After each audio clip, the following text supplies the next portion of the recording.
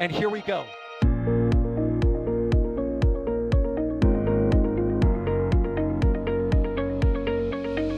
have liftoff. Propulsion continues to be normal. RCPA chamber pressure looks good. Following up. Roger, with planet. Water power to fly! Yes! Tango down to nominal. Flight downside FT off. Bring in FT off. It's orange! Oh my god! Oh my god! Decollage. Put that in the big bag, 343 unfolds to go. Indeed. We rise together, back to the moon and beyond. If the methane would be igniting in the flare, correct? Yikes. You bet. We don't need any more of these.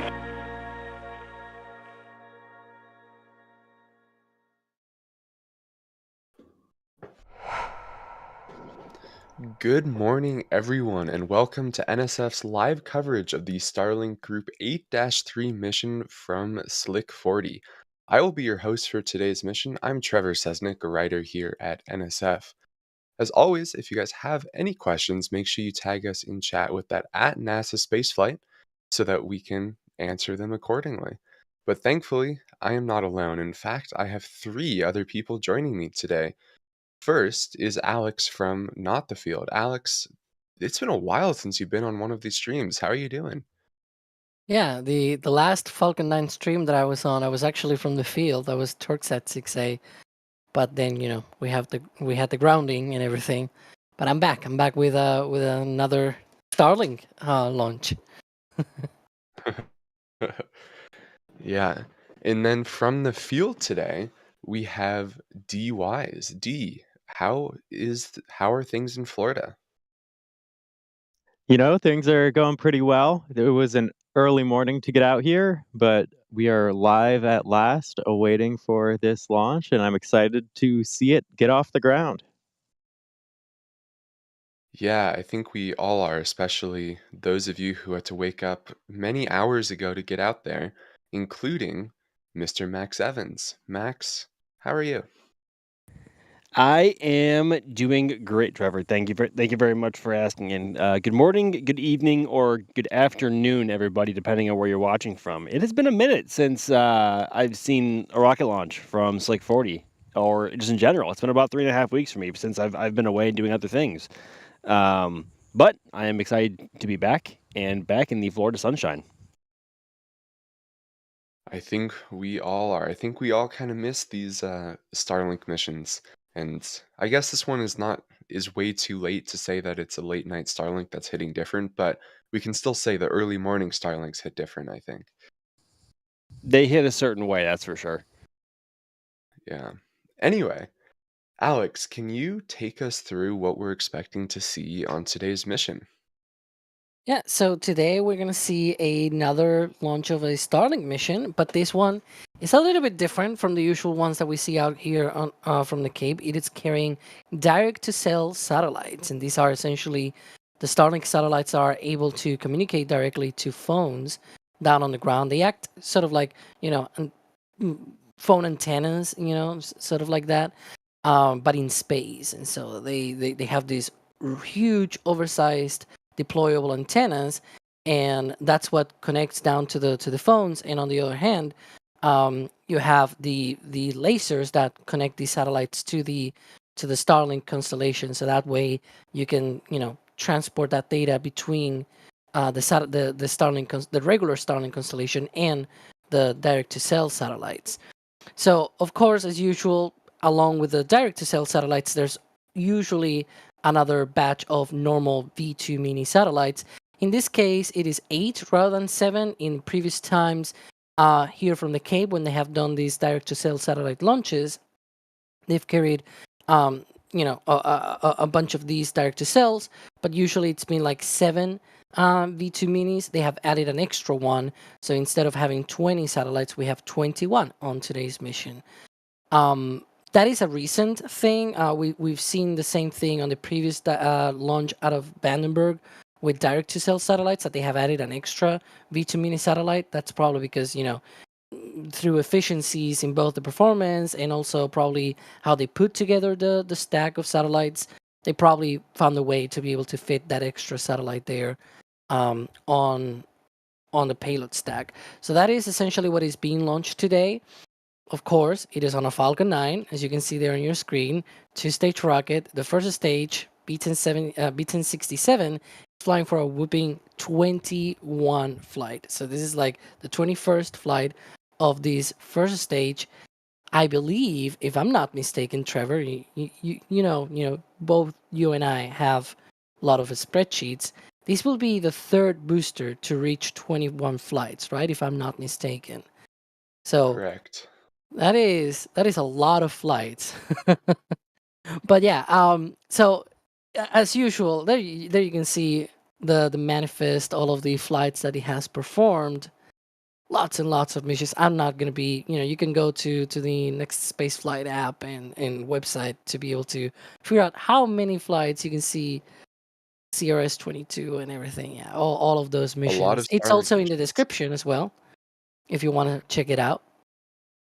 But yeah, a lot of missions, 20 flights. This is the 21st. And as usual, Falcon 9 is partially reusable. The first stage will land on a drone ship, just with the instructions, about 630 kilometers downrange. And as it's being, sort of the tradition in these past few months, it is going to the northeast rather than to the southeast. It's actually probably why this mission had been delayed, because it was originally scheduled to launch on the 7th, but it delayed 2 days. If you remember, we'd had Debbie going through Florida, so that kind of messed up a little bit the weather for both the launch and perhaps even the landing today. We've seen this launch today. It has been essentially moved all the way through the window till the end, and that's where we are right now. They are targeting the last possible T0 of the window today. But anyways, that I think that covers everything. The only other thing is that the second stage will drop off the satellites and then the orbit. I think it is south of Australia, if I remember correctly. So that will be essentially, it is a 2-burn profile, just as usual. There you can see that re-entry location for the second stage. And that is what we are expecting for today's mission. Very cool. And yeah, like you were saying, the launch has been pushed from the start of the window, which was about 4 hours prior to the current T0, to the very end. So that was not fun for the people in the field. But Dee, can you give us a report of how is the weather looking and from the 45th's forecast and just from the field in general? If you're looking around out here, it is an absolutely gorgeous day. We've got blue skies. There are a couple of clouds in the distance, but you wouldn't know there are any risks to the weather. The probability of violation for launch was 10 to 20% increasing throughout the window, with the only real concern being the cumulus cloud rule. But the real potential issue is the booster recovery weather, which is low to moderate. So we're seeing winds, that sort of stuff. A lot of the after effects from Debbie passing through here down where that booster needs to land. And of course, when it's landing, it's not quite so full of fuel. It's not quite as resistant to the wind, and any of those waves make it a lot harder. So I'm sure SpaceX is taking all that into account as they work towards their T0. Yeah, I was actually checking on the windy weather app earlier this morning, and right around the area where the drone ship is stationed, there was about 4 to 5 foot swells, which isn't that bad. SpaceX has dealt with and recovered in worse, but the winds were holding around 15 miles per hour, gusting 30, which I don't know the exact wind tolerance cap for a Falcon 9 first stage for a landing, but I believe that is a decent amount over, considering how much more vulnerable Falcon 9 is empty compared to fully fueled coming back through the atmosphere. So it wasn't great, but they obviously feel confident enough in the weather to improve to go ahead and push towards the current T0. Yeah, and we will learn if that T0 is holding here in about 10 minutes when SpaceX will conduct the go no go poll for fuel load. And then at T minus 35 minutes is when fuel load would begin on the vehicle. So if at that point we get confirmation from SpaceX or signs of fueling on the vehicle, that's when you'll know they're at least attempting during today's window, which is exciting. If they do not launch today, there's actually a backup window just about 24 hours later, which would make it so that SpaceX has not one, but two Starlink missions tomorrow with the Starlink Group 8.3, the one we're watching now, and then also Starlink Group 10.7, which is scheduled for a very similar time tomorrow morning. But with all of these different Starlink groups, and I think this is a question that's best for Alex, what the heck is going on with all of the group numbers? Canning Copeland is wondering, why do they have so many groups these days? Last year they just had one per coast, correct? Yeah, ain't that the question, right? That's the question that both of us have, and we keep track of these missions. We have no idea why they are called different or anything like it. There's some theories out there. So to give like a short summary of this, we had group 6, 7, 8, 9, 10, and now we are up to 11 because of course the Starlink goes to 11. But yeah, and a lot of these groups are essentially being the same. Like Group 7 was supposed to be Starlink V2 mini satellites launching from Vandenberg into a 53-degree inclination orbit. Guess what? Group 11 is at least Group 11-1 was a mission that was to 53-degree inclination with V2 mini satellites on board. And it's like, what else is different? So, and a similar thing happens with the other groups as well. I'm not going to be going into the full details here, of course. But it's like, what else is different? There's potential different theories here. One of them could be that when they are launched, they are launching to a low orbit, and then they use the onboard propulsion that they have, their argon thrusters, and they raise their orbit usually to a checkout orbit around 350 kilometers, and then they stay there for a little bit to be checked out, to be able to get into the correct orbital plane, and then they go all the way up to their operational orbit. Normally, that operational orbit is around 530, 550, depending on whatever shell they're going to be going to.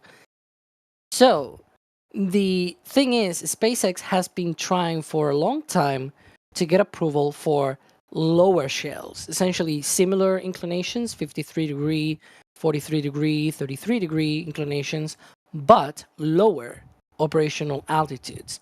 That will allow them to be able to essentially have lower latency and have more coverage, and a bunch of other benefits as well that they carry with this. These lower altitudes, I think they are around 380, 360 kilometers.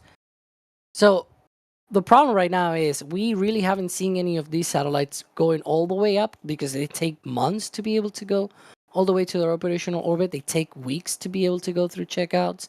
So this theory is that essentially they could be going to a different altitude, to that lower sort of shell that they're asking for. On the other hand, it could also be that they might be using a different band of communications. They have also been asking for V-band communications, V just like a vent, essentially. And so they have been asking for this other sort of way of communicating these Starlink satellites.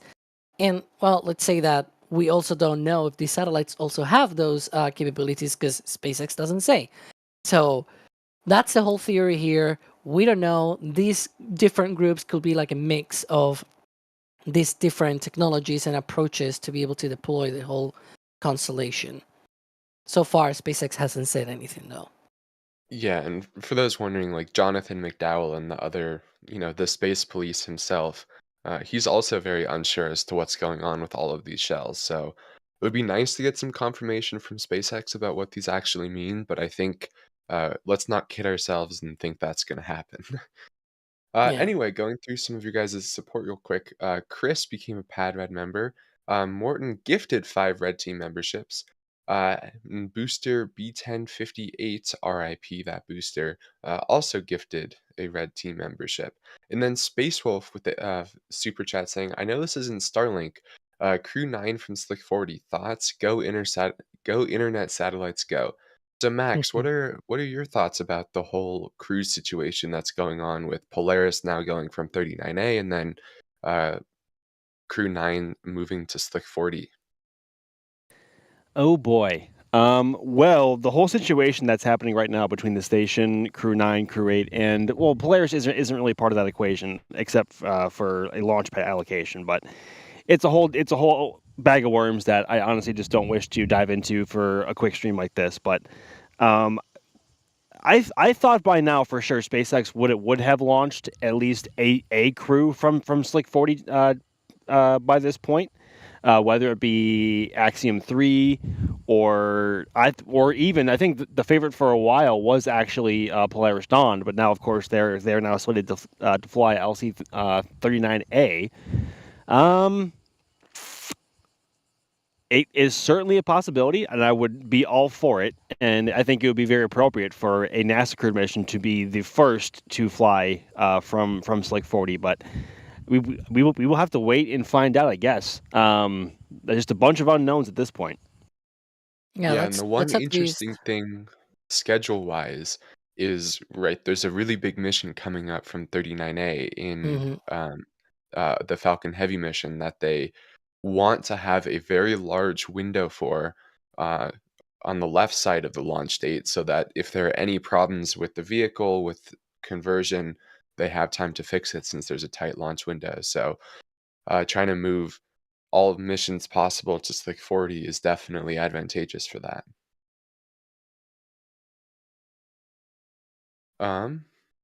Yeah, Let's see. and NASA is already targeting, like they already said that September 24th launch for Crew 9 is going to be from Slick 40. One of the holdups that they were looking at is just the certification process for that. I believe it's not just NASA that needs to sign off because this is a Space Force launch pad and it's launching crew from there. I think that they also need to sign off on that. So perhaps that's why Polaris Dawn in June they moved to Launch Complex 39A, not now because of the whole Crew 9 thing, but they moved like 2 months ago. If you, I think even if you go back on the Wayback Machine and everything, you can probably check out their page. It already said Launch Complex 39A like in early June or something like that. So they probably had to change because of the schedules trying to certify Slick 40 for crew missions. We have a bunch more support that just came in. RC Horseman gifted 5 red team memberships, and then Nigel gifted 1, 1058 gifted another, and Ironclad gifted another. So if you guys got one of those, make sure you thank whoever gifted it to you, and welcome to the membership program. Here's a good question from John, wondering, isn't 21 unbeatable? I assume wondering, is this the new record for a most flown booster? And D, it is not, correct? There's been a booster that's flown 22. I believe so. We're gonna see that record number continue to grow, and I forget the exact booster number that has flown more times, but 21 is not. This is not the first booster to fly 21 times.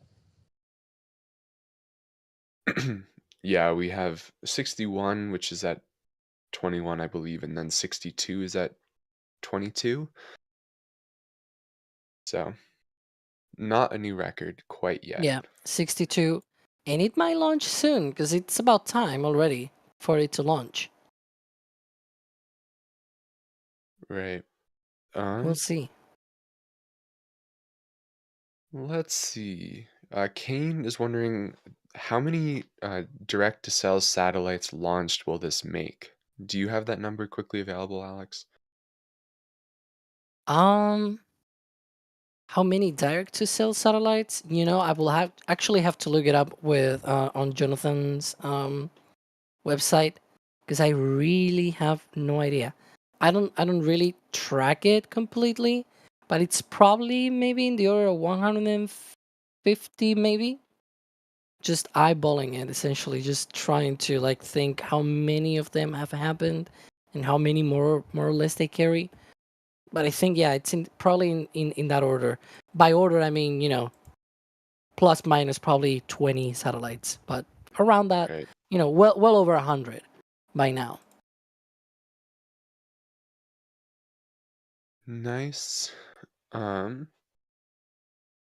see. Here's another interesting question from Brian, wondering, will lower altitude of the shells that Alex was referring to allow for additional Starlink satellites per launch? Max, probably not, given the initial orbit will have to be roughly the same, correct? I believe so. I can't imagine that playing I can't imagine that being too big of a factor into the whole equation, but I don't believe that should affect it too much, if at all. Yeah, I would guess that right, they can't really get the initial orbit that they put the satellites in that much lower without just having them re-enter extremely quickly, like we saw on the Starlink mission anomaly. So I would imagine then that they would want to put them in roughly the same orbit, and then they just lower them up a little bit less. So uh, from the launch side, I do not think this would allow for additional Starlink satellites to be launched. I would, Um, yeah, I agree completely.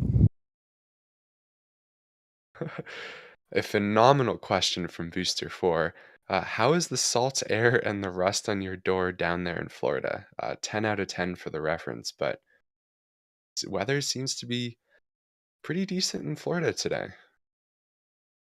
It's a warm one. It's gotten a little bit breezy over the last about 20 minutes or so, but I think as standards Florida summer days go, today is looking just about normal. It's hot, it's muggy, it's a little bit hazy as you can probably see from the feed. But hot and hazy is better than 25 degrees and snowing, as I've always said. So That's certainly the Florida attitude. I don't know if I would agree. and we also had a big swarm of bees fly through right very, very close to our location, like right before we went live, and that was fun. Alex loves bees in Florida. Ugh. I hear the bees really like Alex. No, they don't. They just want to mess with me, I guess. Here's a question, Max, that is meant for Max from Maddie, asking, why is the Falcon 9 vacuum engine kind of stubby? And additionally, what is there the stubby engine on today's mission?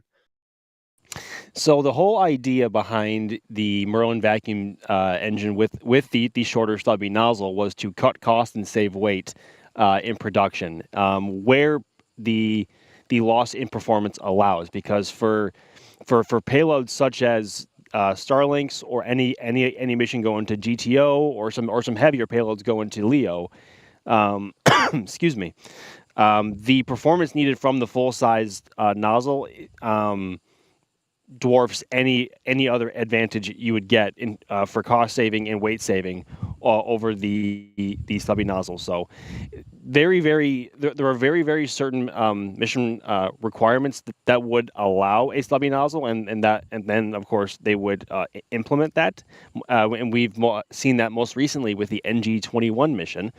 But for payloads, as we've said, for any of these Starlinks or anything similar, they need a full-size nozzle. So TLDR, they are running the full-size Merlin vacuum engine today. Thankfully, we do not like the stubby.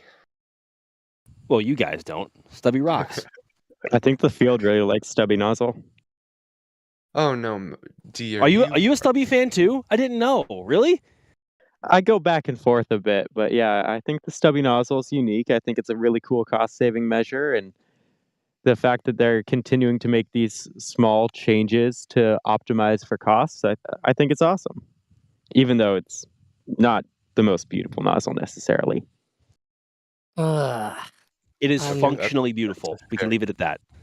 That's a fair take. Exactly. I'll agree. I'll give D that. Stubby's not Um, good. yeah.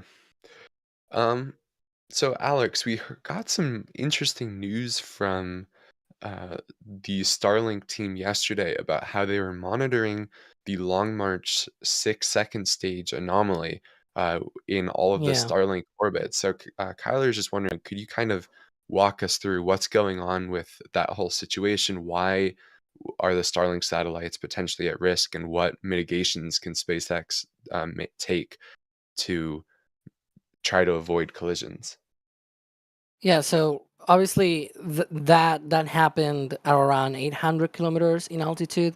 They have tracked now, I think, over 700 pieces. At first, it was like maybe 50 or 60, but as time goes on, they can track more and more objects, and now it's like well over 700 pieces of debris from that explosion of that second stage up in orbit.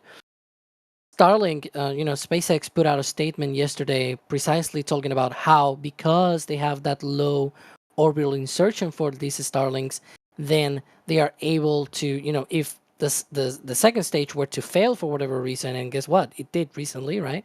On the Starlink 9-3 mission. On that mission, the second stage was not able to relight the MVAC engine, and it was stuck in orbit. But because it was a low insertion orbit, it essentially re-entered within a day of that launch. These objects, though, this debris, is going to take decades to be able to come back because it is so far high up that there's very little atmospheric drag. And so it's going to take a long, long time for that to come back. And as it comes down, it crosses the orbits of Starlink satellites. And so it's going to be threatening Starlinks for Starlinks and any other things that are in the way, like the Hubble Space Telescope, for example.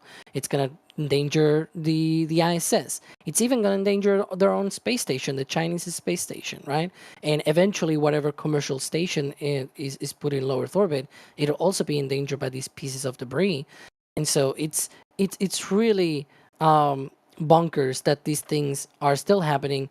It is true, though, that it is not the first upper stage that blows up in orbit, and especially not the first from China, and not the first from, like, Russia has also had a bunch of them, the U.S. as well, especially back in the past. But that's essentially what they were saying, that you can avoid that, but just inserting these satellites as low as possible. And so, yeah, Right. that's not a good thing. Yeah, I mean, this really just highlights, I think, how important it is to be a good space stewardess. And if you put a bunch of junk into a high orbit, it is not a good thing now, and it's not a good thing for many, many years, depending on exactly how high that orbit is. So hopefully this serves as a bit of a wake-up call to the entire industry, but who knows? China does their own thing. But anyway, we have crossed that T minus 35-minute mark. So at any moment now, we should start seeing signs of frost on the vehicle if SpaceX is go for today's launch. I currently do not see a confirmation post from them. But D, if they are go for today's mission, can you explain what is going on right now and what events we will continue to see in the propellant load process?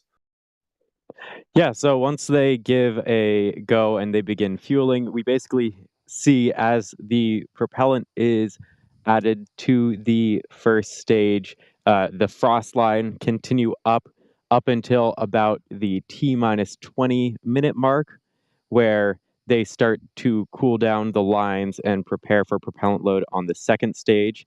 And at that T minus 20 mark, we of course get the T minus 20-minute vent because they're cooling down those lines, and when those cryogenic temperatures meet the hot and humid Florida environment, we get a large plume of condensation, and that continues to about 90 seconds, where we get another noticeable vent.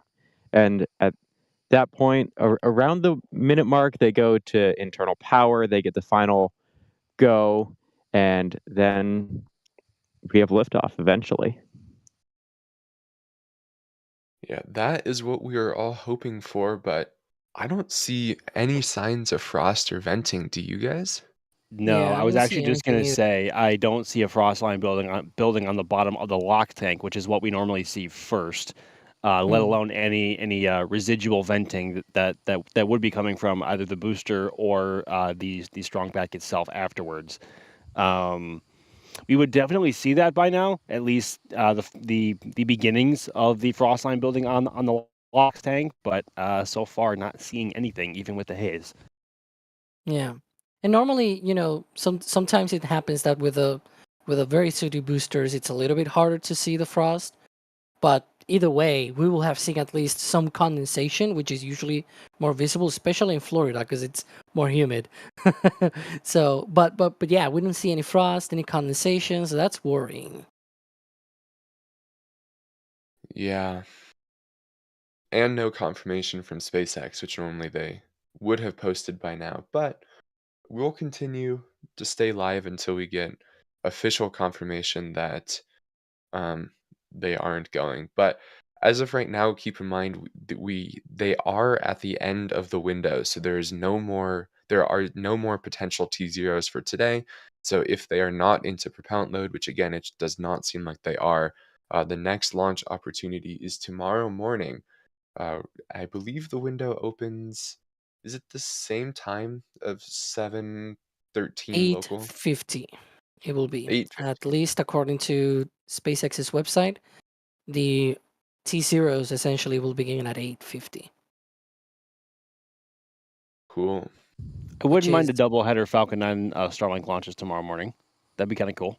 yeah, that's essentially what I was thinking here. That if that happens, then we will be essentially within an hour for both launches because the other one is a Starlink 10.7 that is from the neighboring Pad 39A. That will be the first T0 is at 7:27 a.m. Eastern, so it will be essentially like an hour and a half before. We could do a marathon stream if that were to happen. A marathon Starlink stream that pushes all the way to the end of the window, like they usually do. Yeah, and here is the weather board that we have, and we see there is starting to be some yellow on it. It looks like parts of it are in a phase one lightning watch, which is uh, certainly not what you want for a launch. So I wouldn't be definitely, surprised though if the concern here would be something downrange with Hurricane Debbie having come through here, because there's not too much. I guess there are a couple of clouds over the Cape side, but I'm really looking at like that recovery weather. I hope we get some official word on what that is, but the swells and clouds over the landing zone are certainly much worse than they are here at the launch site. One thing's for sure: if we don't get any confirmation in 6 minutes, that T-20-minute event will be essentially the clue. If it doesn't happen, then we're essentially not going. yeah, I And mean, normally I by think that's then we pretty would have a pretty obvious. good indication, and like there'll be a pretty good amount of frost on both locks and Yeah. RP1 tanks as well. Yeah, and we see absolutely zero right now, which is not what we want to see for a launch, but anyway, while we wait for official confirmation, we will answer more of your guys' questions. Um, Alan with a gifted 5 red team memberships. Thank you very much, Alan. Um, then uh Soul24 also saying, responding to a question we were talking about earlier, even if the parking orbit is the same, wouldn't each satellite need less propellant to reach a lower orbit, possibly meaning Mm, they mhm. might get one more satellite per launch? I don't think so because you also have substantially more drag at the lower Exactly. orbit. So you want more propellant so that the satellite's lifespan can be the same. Yep. There you go. That is true because Um, if you're lower, you get more of that atmosphere. yeah. But Here's in one for turn, you get you. lower latency. Here's one for you, Max. Right, as we were talking about, this would be the 21st flight of this booster. So the Frog Hog is wondering, how do rockets become reusable? Do they just put a parachute on empty stages, or do they save fuel in flight to use for the landing? Well, there's certainly philosophies toward a reusable rocket as a whole, or just a reusable first stage. SpaceX has gone down the route of building enough propellant margin within both fuel tanks to propulsively land the rocket and then support itself with landing legs on the bottom of the first stage, with grid fins on the very top of the booster to give it some control authority in the lower atmosphere. That is one philosophy. Then on the other hand, you have companies like Rocket Lab who have implemented a simple parachute into Electron's first stage to bring it down for a soft splashdown in the ocean for it to then be recovered. And then you have other companies like Stoke who are building a reusable second stage, or Blue Origin's building one or has one in the works, and not to mention New Glenn as well, taking a very similar approach as Falcon 9 and excuse me, good lord, as many others all over the world, especially in China with what's being developed there, with the landing legs and then the control surfaces, excuse me, on top of the booster to give it control authority in the atmosphere. There's a whole bunch that you can do, but it really all depends on what your goal is in reality with your rocket as a whole and your stages. So, and of course, we've seen time and time again as the years have gone on that SpaceX has pretty much gotten down the first stage of Falcon 9's. Well, Falcon 9's first stage, they have gotten that down pretty well down to a science. Yeah, no kidding. I mean, this launch would mark the 336th booster landing and 262 in a row, which is just kind of insane. But then to add on to that, SpaceX actually involves both forms of recovery that you mentioned, the Frog Hog. So as Max was saying, the first stage, right, is landed propulsively, but then those two payload fairing halves, which are kind of obscured in this current view, those are actually, they have some parachutes on them that get deployed and they splash down gently in the ocean, and then SpaceX has a boat that takes them out of the water, and then they refly them. So SpaceX is just doing whatever it takes to reuse as much hardware as possible. That's actually a really good point, and I don't know why I didn't mention that.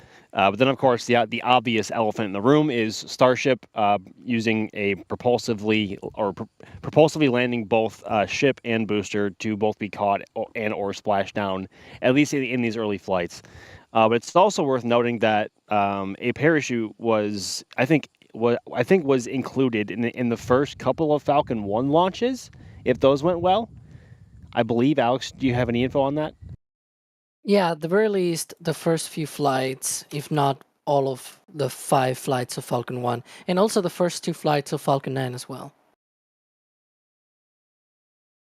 And I believe that the booster didn't, on both Falcon 1 flights and the Falcon 9 flights, didn't even make it far enough in to test the parachute system. It had burned up by that point, Yeah, they since they will didn't break really up. add that much TPS or whatever. So it was not a successful test for SpaceX.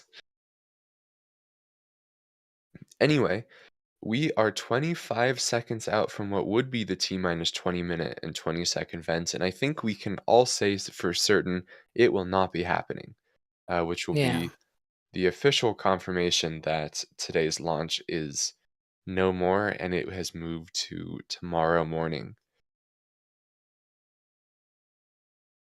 Um, 4, 3, 2, 1. And no vent. Yikes.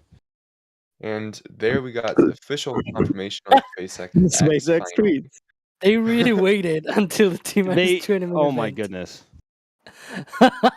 Yeah, and as we were speculating, they're standing down from today's launch due to recovery weather conditions, now targeting August 10 for the next liftoff attempt, which is, as we were saying, tomorrow morning, with that launch window opening at 8:50 local, which is 12:50 UTC. And there is that post from them. You know what this means, though? The Doubleheader. 39A Well, apart from the double header tomorrow, the 39A launch is going first now, which means all these stats, the fancy stats that we wrote on the description and everything will change. Because of course now it's like different order, and so one is gonna be the one flight and whatever, right? It's gonna be different order. So all of the stats I'm gonna have to update my spreadsheet and all. Thanks, SpaceX. So you should Well, there's just have also it the all. chance. Oh, sorry. Go ahead. No, it was just I used to deal with this problem, and then I made it so all of my stats are now automatically generated. So I don't have to worry about this problem, and I think Alex should do the same. No, mine are also generated, but I have to update the entry for the mission. So, like, Okay. Sorry, go ahead, D. I was just gonna say, if the launches tomorrow do what this one did, it could go back and forth between which one is which number Falcon. that is the That would worst. that would be a lot of work for you then. Don't tempt the fate, D. They are only trying to give you a headache, Alex. That's all that's happening right now. So do we have a good idea of what is the shortest time between two launches from the Cape that the range could support? Could theoretically support? Yes, given that, I Maybe mean, 30 tomorrow minutes? could they do two launches 30 minutes apart? Because right now, I think the record for the shortest time between launches is like an hour and 51 minutes, but I believe that was from a different coast, if I remember correctly. I think from the same coast. I'm struggling to Two- know what it is exactly, but I want to say it's either 30 or 90 minutes, one of those two.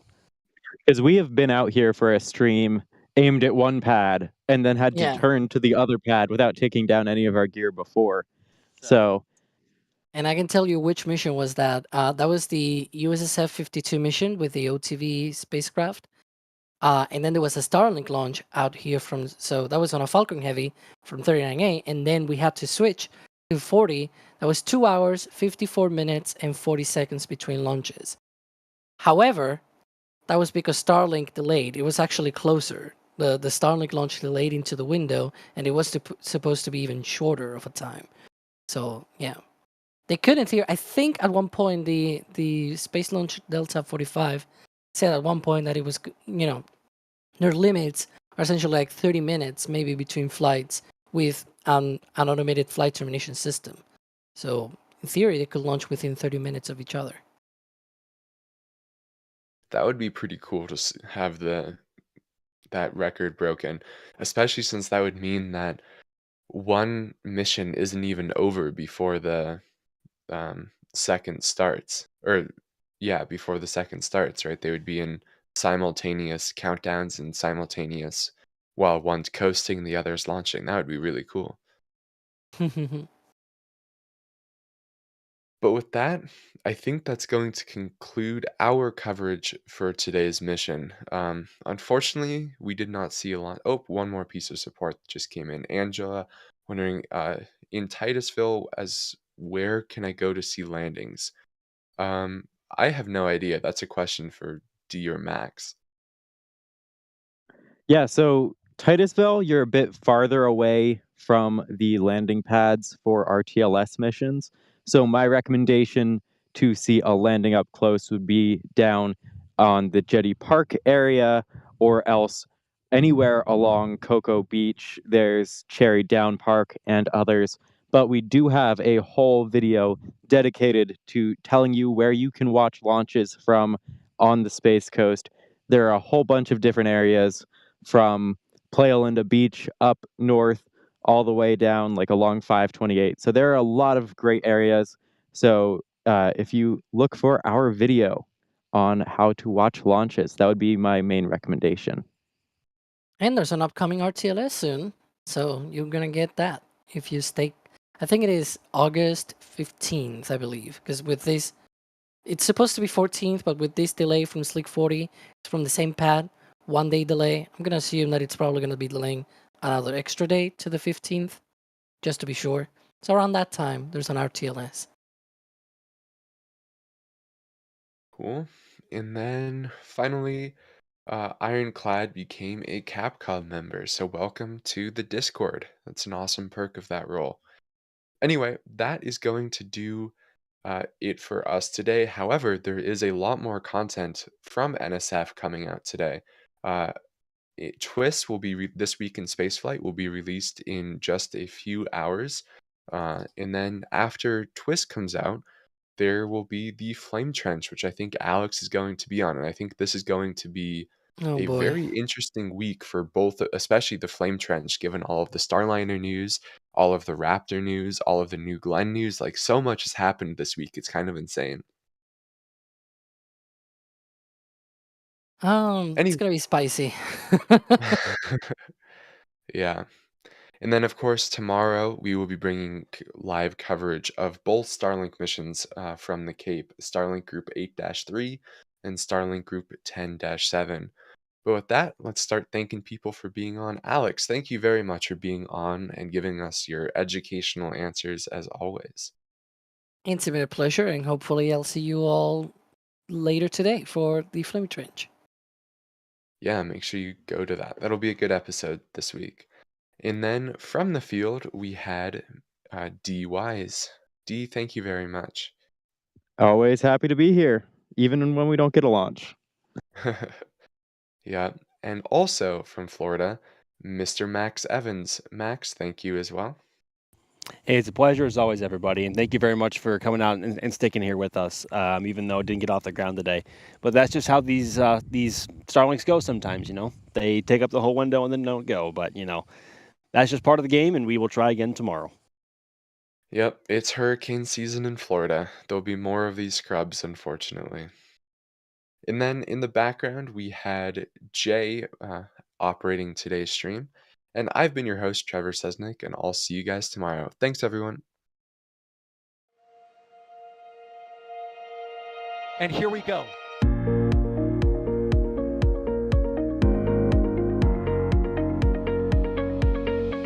We have liftoff. Propulsion continues to be normal. RCPA chamber pressure looks good. Following up. Roger, with planet. Water power supply! Yes! Tango down to nominal. Flight downside FT off. Say again, FT off. It's orange! Oh my god! Oh my god! Decollage. Put that in the big bag, 343 unfolds to go. Indeed. We rise together back to the moon and beyond. If the methane would be igniting in the flare, correct?